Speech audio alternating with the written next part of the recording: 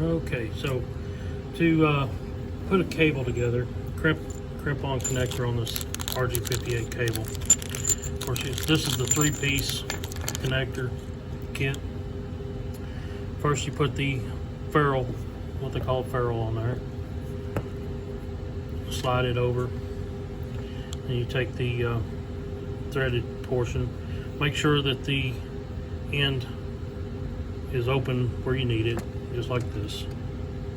I don't know if I've seen that or not. Anyways, you can see there's a difference in the ends, and obviously this end won't go on the connector, so put it in like that. Second, now we're going to size this up. We know that we need at least that much of center conductor, so we'll take our wire strippers. We strip that off down to the insulator for the center conductor, and then I leave about, I don't know, 3/16 of an inch, and then strip off for that. And then we know that we're going to need about a 1/2 inch at least for the outer conductor. So I'll take the larger size strip,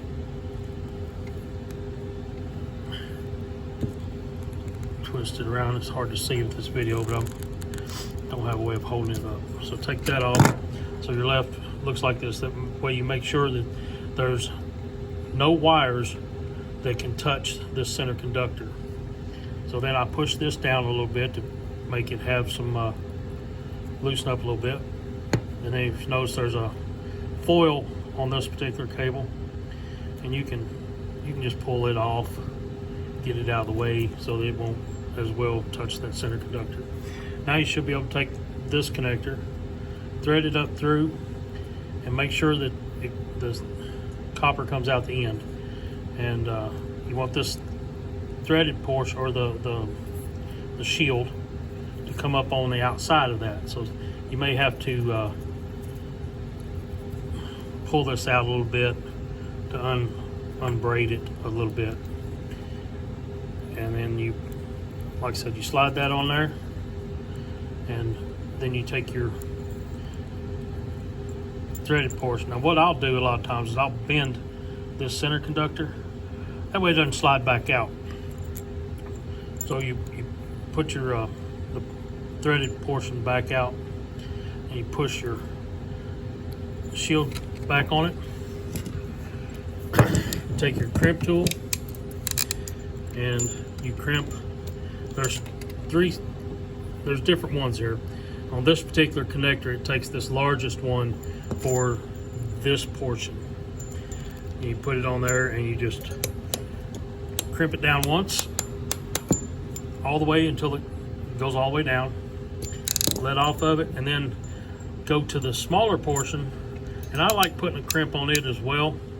And it takes the smaller of the two holes, of the two bigger holes, and just give it a quick little crimp. That way it just kind of holds on to the insulator a little bit. Now, you definitely want to crimp this center conductor. There's 3 smaller places. You'll take the middle one, and you lay that, you can't see it in that video, I'm sorry, shaky hands today. And you set it in that center hole slot, and you crimp it down, and you've got a good crimp on that center conductor. Now you can either cut that off right there. A lot of times what I'll do is I'll go ahead and bend it over.